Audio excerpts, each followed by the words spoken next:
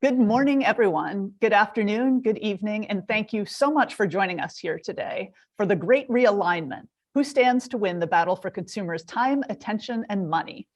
I'm Zia Daniel Wachter, the Chief Content Officer at Insider Intelligence. I'm joining you from our offices in Times Square in New York City, and I'm so excited to be here today. I'm going to be joined by four of my colleagues: Andrew Lipsman, our Principal Analyst for Retail and E-commerce. Then we'll have Paul Verna speaking, who is our desk lead and principal analyst for advertising and media. Then we will have Jasmine Enberg, who is our principal analyst for social media. And then finally, we're going to hear from Dan Van Dyke, who is our practice lead for financial services and our VP of content here at Insider Intelligence. So we are so excited to talk about some of the trends reshaping the digital landscape. In 2020, we were in a period that's often referred to as kind of the great digital acceleration. Then we hit 2022 when you saw physical rebound. And then in 2022, we've really seen a tumultuous year with inflation, with war, with market fluctuation. So it's against this backdrop that we're going to talk about this great realignment today and who is set to win coming out of a very chaotic year here in 2022. And we're going to spend about 45 minutes or so on the presentation. We'll try and save some time for questions at the end, answer a few that were posed before, as well as take some live. And there's no need to take notes. We'll be sending out a copy of the replay after the session today. So just quickly, before we go in, if we can move to the next slide here. A lot of what you're going to be hearing today is based on our incredible forecasts that we have here. We have a very large team of forecast analysts who put together hundreds of different forecasts every year. They're all matrixed so that we can get a perspective on how digital markets around the world are shifting. They look at everything from individual companies to entire markets to technology adoption. There are a couple links in here included if anyone is interested in more information on how to get access to all of our forecasts. So let's start out here with a global perspective. I'm going to tee us up and then I'm going to hand it over to the analysts. But what we saw around the globe was this kind of what we jokingly refer to as shark fin-like e-commerce growth happening in every region of the world. So you saw the biggest jump up in 2020 happening actually in Latin America, but a lot of kind of similar looking growth curves here. And of course, the one exception you see down at the bottom is Asia Pacific. And there's really one reason why you see that different shaped line here, and that's China. China is about 80% of all retail and e-commerce in Asia Pacific. And the big boom there happened prior to the pandemic. So we saw sort of more tempered growth there in comparison to what we saw pretty much everywhere else in the world. And if we move to the next slide here, when we look at the penetration of digital in retail, so the percentage of e-commerce channel share, you really again see kind of China here is the big outlier. They are number one, not only in terms of the digital channel share, but also in sheer size. China is almost a $3 trillion e-commerce market today. But another big outlier here is the UK within Europe. So you have kind of two countries where the digital adoption is just much further along in this space than it is in any other market around the world. Latin America, other parts of Europe, you see kind of this 11 to 13% penetration, US around 15%. But there's some interesting markets like Indonesia, for example, where you're seeing e-commerce channel share almost twice what it is in the US. And I want you to keep in mind that rank of 4 here as we move to the next slide and we start to think about digital advertising and the percentage of total ad spend that shifted online. Now, this is a different picture. The numbers here are much higher. Globally, e-commerce channel shares around 20%. Advertising, it's about 66%. But you see China and the UK leading here. But Indonesia, that was ranked number 4 when it came to e-commerce, it's actually number 30 when it comes to advertising. So a very different dynamic here. And I think an important lesson that you can be a digital leader in one area and a digital laggard in another. So don't assume that there's always correlation. We have a number of other countries listed here. Again, this is kind of a fraction of what we have, but interesting to look at some of the shift in a global context. And so one more slide here. And this tees up the section that Jasmine Enberg will be talking to us about, which is the shifts in social media. And of course, the player to watch here is that black bar, which wasn't even on the radar in 2015. In fact, it's TikTok, which didn't launch until 2016. And you see it just moving up incredibly quickly. And that's some of what we're going to be talking about later in the conversation, about this TikTokification of social media and how one player is really remaking this space. So if we move to the next slide here, with all of this turmoil and digital markets in flux, who is set to win over these pandemic-weary, inflation-impacted consumers? We're going to take a look at a few different unfolding opportunities in this era of uncertainty and see where those opportunities lie. So with that, Andrew, I hand it over to you. Thank you, Zia. So as Zia mentioned, there was an obvious e-commerce boom that stemmed from the pandemic. At the time, back in March, April, May of 2020, you might recall there was a viral chart that went around saying that e-commerce had accelerated 10 years in 10 weeks. Now, that was an exaggerated effect driven more by the denominator of total retail crashing than the numerator of e-commerce surging. By the end of 2020, it was probably more accurate to say that it had accelerated about 2.5 years in 1 year's time. More recently, there's also been discussion about whether e-commerce has permanently accelerated at all. In other words, is it staying above the pre-pandemic trend line for e-commerce penetration? And the answer to that, for the most part, is no, with one primary exception. So as we can see from this analysis, the e-commerce penetration of total retail has already reverted back to the pre-pandemic trend line if we're looking at the top left. E-commerce activity recently has receded and brick and mortar has experienced a resurgence. If we look at the two biggest e-commerce categories, which are here at the bottom, apparel and accessories and consumer electronics, we've actually even dipped slightly below the expected trend line for e-commerce penetration due to recent brick and mortar strength. But the key area we do see evidence of a permanent acceleration is grocery e-commerce up at the top right, where penetration remains well above the trend line, and we forecast that it will continue growing at well above average rates in the coming years.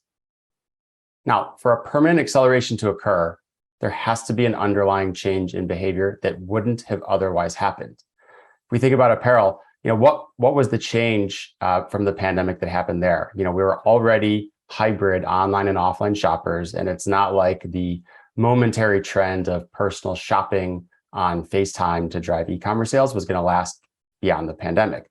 But grocery e-commerce did entail lasting change. We had an influx of first-time digital grocery buyers. People like my parents definitely wouldn't have started shopping for groceries online if it weren't for COVID. Existing digital grocery buyers had the chance to develop more of a habit around what was otherwise a low incidence behavior. For me personally, I would shop for groceries online about twice a year, usually when I came back from vacations. Now that's ticked up to probably about 4 times a year, which isn't really a huge percentage of my overall shopping occasions. That's a 100% increase. Now, despite this reversion to previous trend lines, there's been an undeniable boom in e-commerce spending overall in the past few years. Let's put this in context. So US e-commerce this year will surpass $1 trillion, and that's up about $450 billion since 2019. Now, when we talk about step changes in e-commerce growth, we often assume it will come from innovations like AR or voice commerce or social commerce. But the reality of what drives this behavior is often much more mundane. I recently conducted an analysis of the subsegments of e-commerce that, one, accounted for at least 10% of the incremental e-commerce gains we're talking about here, and two, grew at least 100% over that 3-year time horizon. Turns out the key e-commerce growth drivers were smartphone commerce, grocery, buy now, pay later, D2C, and click and collect. Now, smartphone commerce, which drove by far the biggest proportion of the overall increase, was probably helped by Apple Pay and integrated one-click checkout more than any other factor. The common theme among all these growth drivers is that they're all about reducing friction, whether that's adding convenience, streamlining checkout, or making things more affordable. Now, as these trends have played out, they've been to the benefit of certain players not named Amazon, making the e-commerce giant appear vulnerable for the first time. In fact, after years and years of growing e-commerce market share, during the throes of the pandemic, Amazon's market share has started to tick down for the first time. In part, this is because it didn't really benefit from the click and collect trend as major brick and mortar retailers did. Amazon is also, in some sense, antithetical to direct-to-consumer e-commerce, and digital natives have really resisted selling on online marketplaces. Now, Amazon's market share still dominates, but several leading brick and mortar retailers have strengthened their position in e-commerce over the past 3 years. Walmart has significantly grown its share as the number 2 player, while Apple surged into the number 3 position. Home Depot, Target, Best Buy, Costco, and Kroger have all climbed the leaderboard. Click and collect played a big role in their ascendance. Now, another bright spot for e-commerce has been the rise of D2C, but there's actually a lot more to this story than you might think. So D2C e-commerce actually doubled between 2019 and 22 to 155 billion, and we expect it to grow by about that same amount of total dollars over just the next 2 years.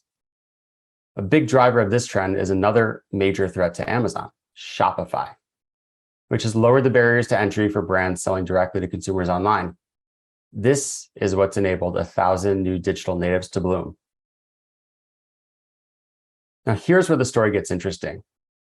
We think of D2C as synonymous with digitally native vertical brands like Warby Parker, Peloton, Allbirds.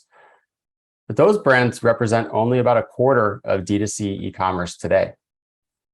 The other 75% is established brands like Nike, Lululemon, Levi's, Adidas.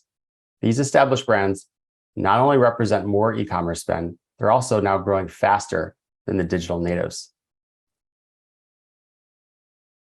D2C e-commerce has also gone hand in hand with the rise of social commerce, which will reach 53 billion in spending this year. Growth is even accelerating due to the rapid rise of TikTok commerce.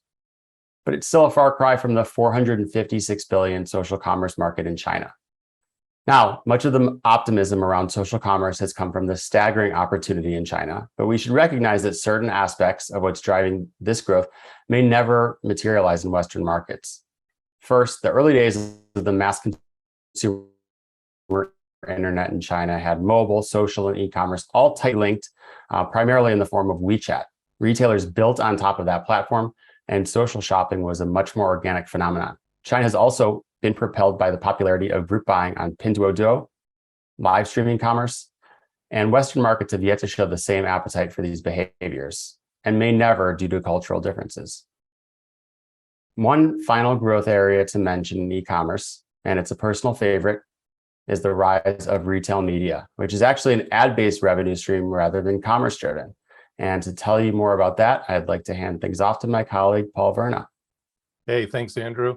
And before I start, I just want to say that my black eye is either because I had a minor surgical procedure or because we had a multi-analyst brawl about social commerce growth rates and Jasmine won. I'm kind of embarrassed to say which one, so I'll just leave it there and we'll shift right to talking about the chart. So we look at retail media as the third wave of digital advertising. And to illustrate what we mean by that, this is a 16-year timeline that shows the evolution of 3 major categories of digital advertising: search in black, social in gray, and retail media in red. So for about the first decade, it was all about search and then social. But once retail media came into the picture about 5 years ago, it scaled really quickly to the point where we can expect it to eventually catch up to the others if current growth rates continue. Now, the color gradations in each category indicate the market share of the leader of each. And they are, of course, Google in search, Meta in social, and Amazon in retail media. So with each having a clear majority in each area, you can see why we think of these companies as the triopoly of digital advertising.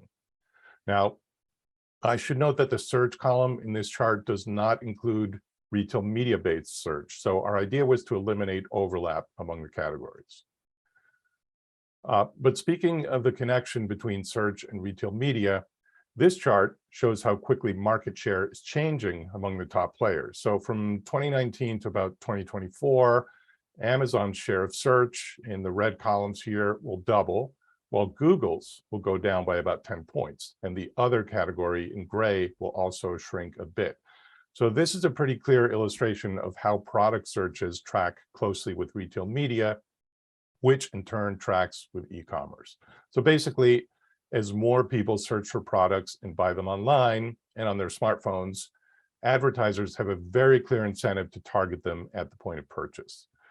This pattern has been in play for several years, but the pandemic accelerated it. And to Andrew's point, some aspects of consumer behavior that kicked into high gear with COVID have turned out to be stickier than others, but ultimately, what drives the retail media economy is e-commerce. And by our estimates, e-commerce sales volume in the US will hit $1 trillion this year.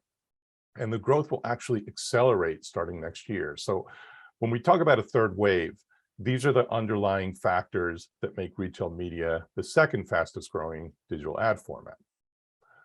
The fastest growing is actually connected TV. And in this chart, CTV is the red line. So you can see that after the COVID-induced disruptions in the past couple of years, both CTV and retail media have settled into growth paths that are almost identical through 2024. So they're basically neck and neck, with CTV just slightly ahead. But there is a caveat here. The economic stressors that we're seeing today, especially inflation, are more likely to push down CTV than retail media. We're actually starting to see survey data where marketers specifically say that inflation is causing them to reduce or pause their spending on connected TV. Supply chain issues are also having a similar effect. And this is fairly typical of economic downturns or economic uncertainty, where higher priced and higher funnel ads like TV and CTV are usually the first budget items to be cut or reduced. Lower funnel performance-oriented ads, like most of retail media, are usually more insulated from market turmoil. So while I'm not prepared to signal how we might update our forecasts when we revise them in the next couple of cycles, it's not unreasonable to expect that retail media could leapfrog CTV when it comes to the year-over-year growth. But regardless of that, of how those forecasts play out, there's one thing that's pretty clear about CTV. It's an ad category that we consider to be under-monetized. And what do we mean by that? Well, historically, ad dollars can take many years to catch up with consumer behavior. We saw this earlier on with mobile advertising and with video advertising. And these two charts show each of those categories with mobile on top. The black bars indicate ad spending per mobile phone user, and below that, ad spending per video viewer. So in both cases, it took really more than a decade for ad spending to truly scale. And the red lines on top of each chart show time spent with each type of media. So again, it took a long time for advertisers to shift budgets to those channels, even after it was clear that people were spending more and more time on them. Now, we think the same scenario is playing out today with both CTV and podcast advertising. They're both probably somewhere around the middle of that growth curve when it comes to the relationship between ad spending and usage. So to illustrate this, this chart compares each of them to their traditional media counterparts. So on the left, you can see just by looking at the size of the circles that ad spending per viewer on CTV is way behind traditional TV. And by the same token on the right, ad spending per listener on podcasts is only about a quarter of on-air radio. Now, there are many reasons for this, so I don't want to oversimplify and say that marketers should immediately shift all of their budgets from traditional to digital media. So in CTV, for example, a great amount of content is still behind subscription paywalls. So the advertising inventory is inherently limited by the nature of many of the leading platforms. This is starting to change a bit as Disney Plus and Netflix and others roll out ad-supported tiers. But even that, even after that market realigns a little bit more toward the advertising side of the pendulum, there's still going to be a lot of content that won't be accessible to advertisers on streaming platforms. Now, on the flip side, some of the under monetization does come from inertia. So the idea that old habits die hard. There's plenty of headroom for podcasts and for CTV to grow. And I think we're going to see both of them start to scale up the way we saw earlier on with mobile and video advertising. Now, to talk a little bit more about another aspect of the video spectrum that's going up and to the right, that being social video, I will now turn it over to Jasmine. Thank you, Paul. So as Zia mentioned at the top of the hour, TikTok's growth has been nothing short of astronomical. Over the past 3 years, it has really grown from being a marginal player to having more than 800 million users worldwide. That on its own is pretty remarkable. But what's even more remarkable is the effect that TikTok has had on the rest of the social landscape. TikTok has really driven this shift from so-called social networking to social entertainment. In 2019, when TikTok first really burst onto the scene, US social media users were spending about a third of their social media time watching video. Today, video accounts for more than half of total social media time, and that figure just continues to grow. This is having a ripple effect across all the other platforms that are really trying to catch up and adjust to this new social reality. Instagram, of course, has made Reels its #1 priority, and it's shifting its focus to be able to build that business. We're seeing YouTube put more effort behind Shorts, and we're seeing Snapchat really struggling to fend off TikTok. Twitter is maybe less susceptible to the TikTok effect, but it certainly has its own existential crisis to deal with. So Gen Z, of course, has been a driving force behind the rise of TikTok. As you can see here from our forecast, TikTok surpassed Instagram in 2021 in Gen Z users in the US, and we expect that it will also surpass Snapchat in 2024. TikTok has left Facebook well in the dust, but some of you might be surprised to see that Facebook will actually gain some Gen Z users in the US between 2019 and 2024. Now, Gen Z is definitely the TikTok generation, especially when we're looking at the youngest consumers in that age group, who are between the ages of 12 and 17. But the reality is that even when Gen Z is paring back on some of the social platforms that they still use an incredibly diverse set of social and digital platforms. They are also a really good indicator of what is to come because they're the first to adopt emerging platforms like Be Real. Now, again, I'm not saying any of this to discount TikTok's power. It is clear that the platforms know that they need to change in order to keep users around, and that is what's driving the TikTokification of social media. And TikTok isn't just surging in adoption, it is also surging in engagement. According to our forecast, TikTok users now spend just as much time on the platform as YouTube users spend on YouTube, and that gap continues to widen. Now, the figures you see here represent only adults, and I can guarantee you that if we were to include teens, time spent would be much, much higher. TikTok's ad business is reaping the rewards of all of this consumer attention. As you can see, TikTok is still a fairly small sliver of digital ad spending, especially when compared to Facebook and Instagram, but its ad revenues will be nearly 10 times higher in 2024 than they were in 2020. In 2024, it's also going to have a bigger ad business than YouTube. Now, there's a ton of different factors that are really contributing to TikTok's ad growth, one of them being big investment by its parent company, but it's also the economic uncertainty as well as the ATT privacy changes that are really hurting the established platforms and benefiting TikTok. So we're seeing that as advertisers are looking for ways to diversify their spending and looking for platforms that they think will give them the best bang for their buck, many of them are turning to TikTok. And TikTok is building its ad business in an iOS 14.5 world, which gives it a leg up on these established platforms that are having to adjust their legacy systems to be compatible in this new environment. So as in social media usage, there's also this TikTokification of social advertising. And what I mean by that is that TikTok isn't just taking ad dollars. At the same time, it is also transforming or TikTokifying social advertising. So the rise in social video ads, of course, is a really good example of it, but it also goes deeper than that.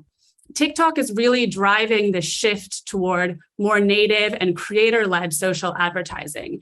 That is causing an increase in influencer marketing spending and leading to increased competition for creators. Instagram is far and away the leader in the influencer marketing space.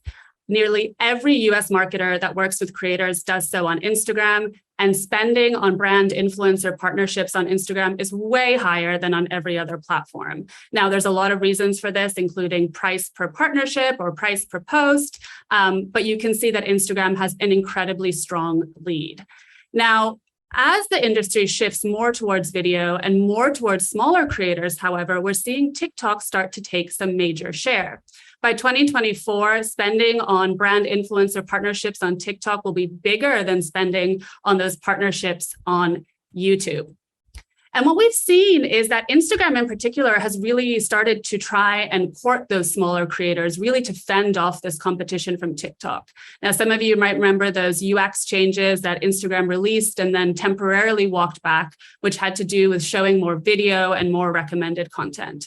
Now, those kinds of things really appeal to smaller creators, especially TikTok creators who are used to using video and recommendations to build their audiences.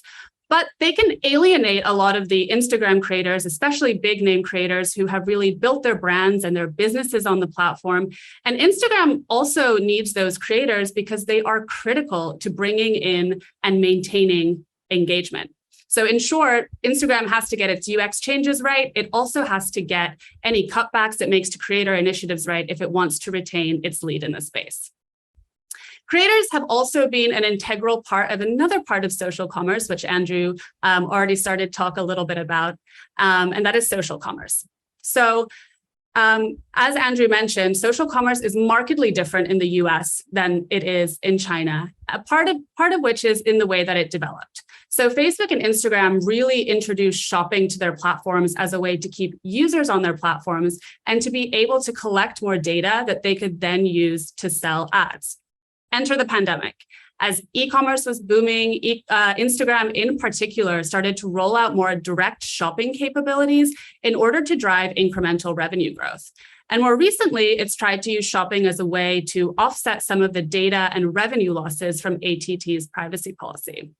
But as you can see from our forecasts here, that the influx of new social buyers in the US is largely over. There's one exception to this, though, and I'm sure you can guess what it is, but it's TikTok. TikTok's buyer base will grow by double digits this year, and part of that is because it's new, but part of that is also because its approach to social commerce is somewhat different. And I'm not just talking about hashtag TikTok made me buy it. From the very beginning, commerce has been the cornerstone of TikTok's monetization ambitions. But I will say that recently it has started to roll out more commerce-related ad formats, and the shopping experience on TikTok is becoming more similar to those on Facebook and Instagram. So the reason that I'm telling you all of this is because recently there has been a lot of news that Facebook, Instagram, and even TikTok are starting to potentially scale back some of their social commerce features. And you shouldn't be taking that as a reflection of their overall social commerce ambitions. As you can see from our forecast, sales are still rising, particularly as current social buyers spend more per purchase or on purchases each year. And given all of the experiments that have happened in this space over the past couple of years, it was inevitable that these companies would start to streamline their services, sunset projects that weren't working or weren't bringing in revenue, and focus on those that were. And that need has become even more heightened because they need to find ways to cut costs and really focus on growing their ad businesses, particularly around video. And what do they need to do that? Well, they need engagement. And shopping and creators are major drivers of engagement. So the winner in this space is going to be the platform that can best connect the dots between video, creators, and commerce. And now over to you, Dan, to tell us about financial services. Thank you, Jasmine. So it's really difficult to put into words exactly how far and how fast fintech as a space has fallen over the past year. But thankfully, if a picture says 1,000 words, an animation says 1,000,000. And on the next slide, you're going to see a really fantastic animation showing listed valuations for fintechs between January and July of 2022. And over this short period of time, you just watched $550 billion go up in smoke. And in perspective, that is 10 Enrons, or if you prefer, it's the estimated total cost of President Biden's student loan forgiveness plan, according to Wharton. So exactly why was $550 billion plus in valuations destroyed? As we heard from others like Andrew, it's not just one thing realigning the economic environment. So there are rising interest rates, for example. There's a deceleration in user growth. There's also consumer economic turmoil. But I would say that the single most important thing is this, the factor that investors use to determine valuations realigns. So in the past, valuations were pegged to figures like user growth. Now, valuations reflect unit economics, meaning that you have to make money on every single transaction or unit. And many fintechs don't make money. And as a result, there's likely to be a lot more pain to come. It will get worse before it gets better. But that's not the focus on the deck. I wanted to talk about underserved, undervalued opportunities that are rising even in this tough economic climate.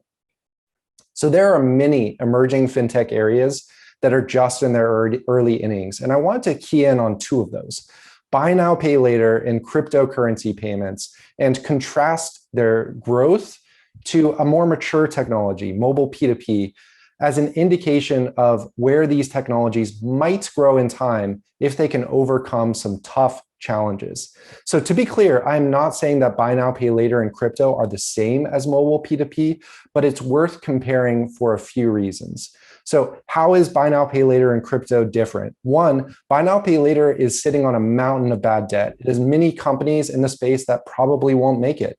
Second, cryptocurrencies are not a good payment method right now. That's the reality. But I am nonetheless optimistic about the long-term prospects for these spaces, albeit not many of the providers that are currently existing within the space. And why is that? So I just noted a few differences between P2P and crypto and buy now, pay later, but there are enough similarities, as I said, that it's worth drawing a comparison. So some of those similarities are that mobile P2P, like crypto and buy now, pay later, has a really massive total addressable market. It has a white hot growth rate, and there's clear user demand, which is evident and is moving from young early adopters across generations. We saw that same sort of phenomenon playing out when Jasmine was talking about TikTok. And you can see that collectively, the net result of these years and years of white hot growth is that mobile P2P has emerged into $1 trillion payment method this year. And the similarities between P2P and these payment methods don't really end there, and they aren't all positive. So mobile P2P is still in its very early days. But think back, or mobile P2P rather, in its early days, so think the days of FIS and Fiserv services, were really a hassle to use, and not everybody could accept it. And in some ways, that draws a few similarities between crypto. Mobile P2P as a core service was also not profitable. And you're seeing providers like Venmo making progress in terms of profitability, but there's still a lot of ground to be made up today. Buy now, pay later, of course, for many providers is not profitable. And here's the final similarity that I'll highlight. So like with P2P on the next slide, for crypto and buy now, pay later, as these services take off, there is going to be a chance, a moment for incumbents to get in on the action. So here you can see Zelle, which is a service primarily offered through banks, and how it gained a commanding lead over time over many of the entrants within the space. And we're already similarly seeing banks dipping their toes into the buy now, pay later waters with services like Citizens Pay offered by Citizens Bank.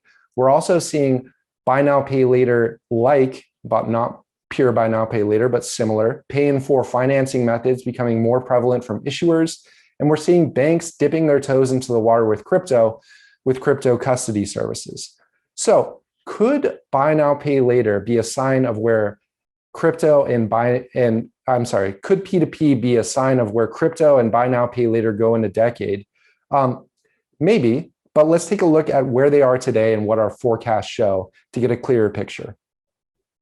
So first, it's important to note that cryptocurrency payments are still in the very early days. In 2022, only 1 out of every $10,000 that exchanges hands globally does so via cryptos. But as we saw with mobile P2P, it only took 8 years to go from a similar size to around $1 trillion. And the most attractive thing about cryptos from the provider perspective is that because of the demand-supply imbalance, it is possible to charge very high fees in these early days, and that won't last forever. Next, let's take a look at buy now, pay later, which is a more advanced method in terms of adoption and volume. So buy now, pay later, it's worth noting, is making headlines for all the wrong reasons right now. There's rising delinquencies, there's regulatory crackdowns that are pending, but the growth, while still falling from great heights, is nonetheless strong. And with tighter underwriting, with business model diversification, with providers like Apple moving in, some buy now, pay later providers will make it out the other side intact. And for example, to hint at the future of buy now, pay later, we're starting to see apps like Klarna, which are generating revenue through affiliate revenue. And that could be 10 times greater than traditional payment fees. So auxiliary revenue streams like that give me reason for optimism about the future. So to step back before Zia summarizes this deck, the mood of the day within financial services has definitely shifted from reckless optimism to complete pessimism. But even within these very difficult times, there are new emerging payment methods that have the potential to fundamentally reshape retail payments. And Zia, back over to you to summarize it. Great. Thank you so much, Dan. And thank you, Andrew, Jasmine, and Paul. So just wanted to conclude here before we go to our question. So first, understand the dynamics of the e-commerce acceleration. Andrew talked about the fact that it was not evenly distributed, that the actual acceleration and the longer term acceleration was driven very much by the food and beverage category. And that bump up that we saw in 2020 is more likely to be a permanent acceleration in that category as compared to others where we saw that trend line drop back down. He also talked a bit about the drivers of e-commerce growth and distilled it down into those 5 different areas that our forecasts show as being some of the biggest factors driving this whole industry forward. It's also important to prepare for the third big wave of digital advertising.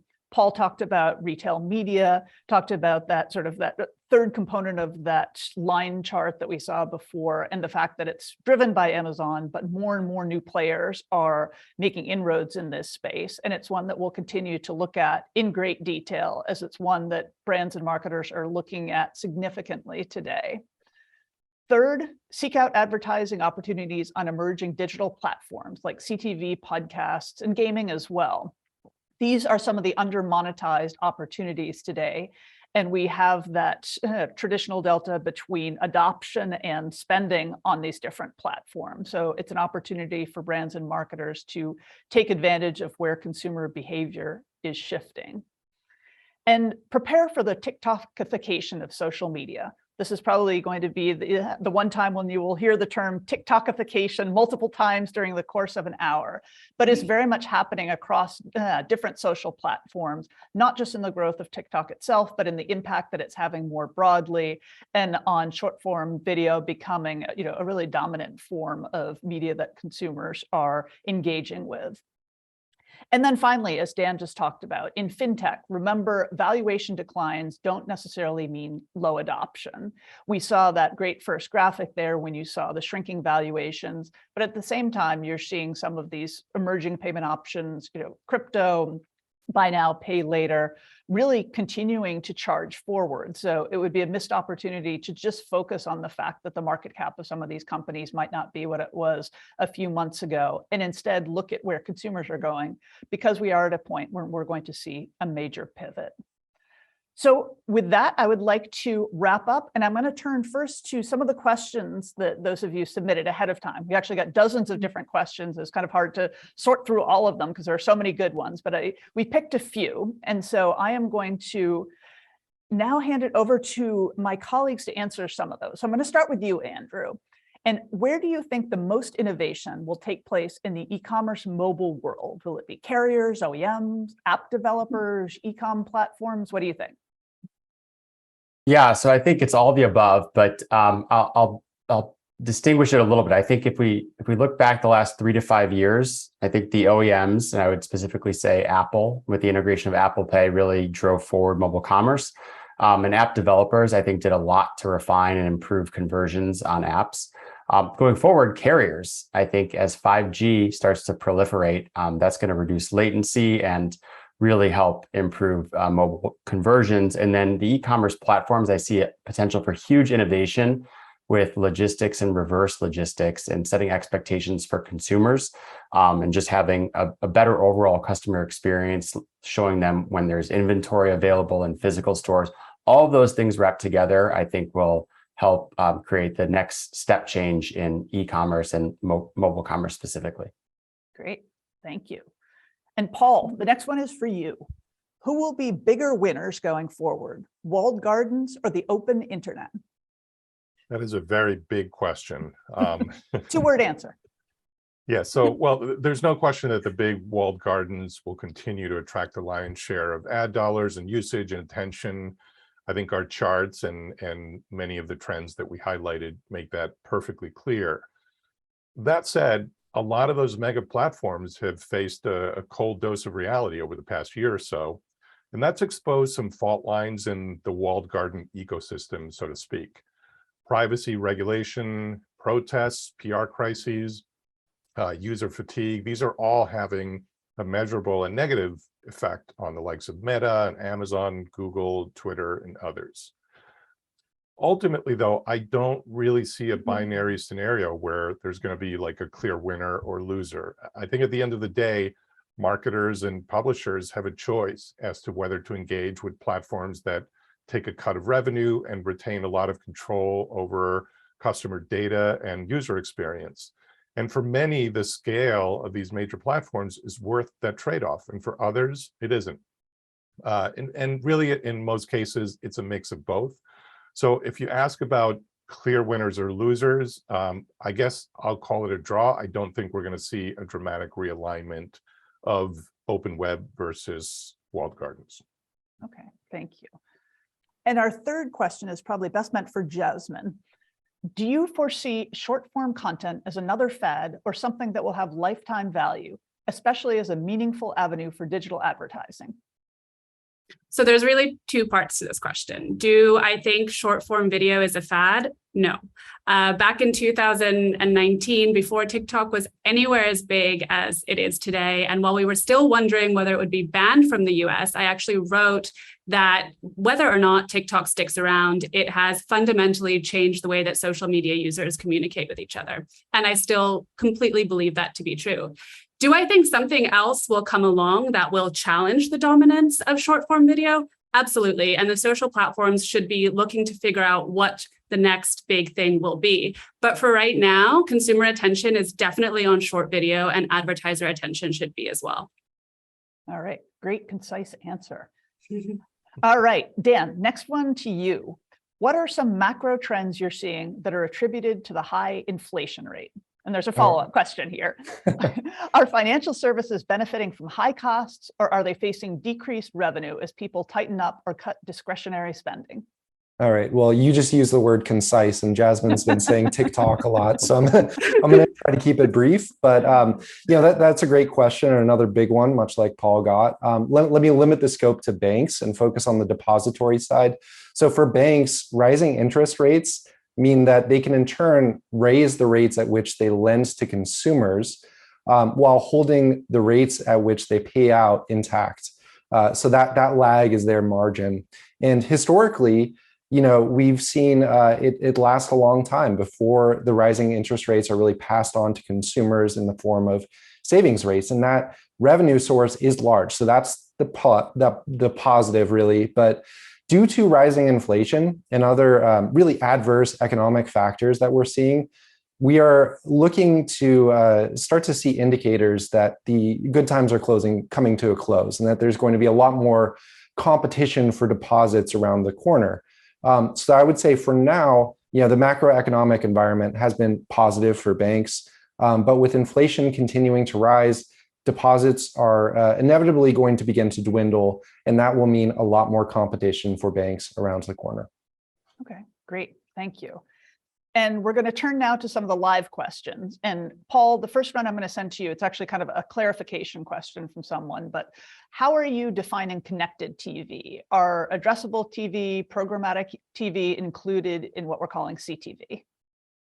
We define connected TV by the device, not by the content. So basically anything that you watch on that big screen that is connected to the internet via any means of connectivity, whether it's the built-in connections of a smart TV or a game console or a third-party streaming stick or any kind of device. So basically that is what we consider connected TV.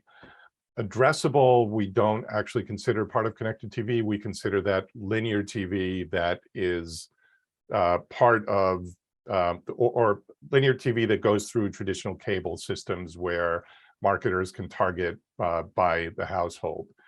Programmatic is kind of a mixed bag because programmatic spans both linear and connected environments. So it does get very muddled with all the terminology, but at the end of the day, when we talk about connected TV metrics and connected TV advertising, it is all the advertising that flows through the device that is connected to the internet. Okay, great. Thank you. And the next one is for Jasmine, and it's probably a question that a lot of folks have, which is what's driving Facebook's positive growth rate with Gen Z users? Well, part of it is that normally people associate Gen Z with teens, and that is true. There are a lot of teens in the Gen Z age group, but Gen Z has also grown up, and there are some older Gen Zers. And because of that, many of them may have signed up for Facebook earlier on, and they're not leaving necessarily in the big numbers that you may have been seeing in the media. So a lot of that, growth and the continued relevance in some sense for Facebook comes from that pretty wide group of age groups within the Gen Z demographic.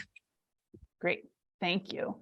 And the last one is another big one that we could probably talk on for another hour at least. But for Jasmine and Andrew, what is the future of live shopping with TikTok and Instagram? Either one of you want to take that, or both of you? Andrew, you can go first. I have a lot to say, but I'll let you go. All right, well, I'll keep it brief. I think we're going to see some growth here. There's just some time that they're going to have to take to tinker with it and figure out what consumers want. I'm taking sort of a measured view of how much it can grow. I think there's probably a bit more of a ceiling here, maybe a lot more of a ceiling here than there is in China. But listen, there's momentum behind social commerce, and live streaming has carved out a huge percentage of total social commerce in China. So I think it's reasonable to think that percentage here in the US social commerce market should tick up.